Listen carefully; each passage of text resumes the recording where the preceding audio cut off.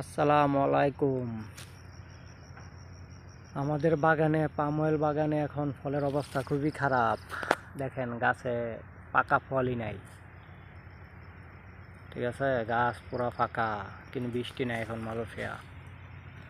তার জন্য ভিডিও করতেছি, ডলার ইনকাম করবো। সবাই লাইক কমেন্ট শেয়ার করবেন, আর আমি ডলার ইনকাম করবো। এখন ফেসবুকে প্রচুর টাকা দিতেছে। দেখেন মালয়েশিয়ার খুব সুন্দর দৃশ্য, পাহাড়, এই যে দূরে একটা কত বড় পাহাড়, বুঝছেন? দূরের পাহাড়। আজকে বিকেলে যাবো এই পাহাড়ে ঘুরতে।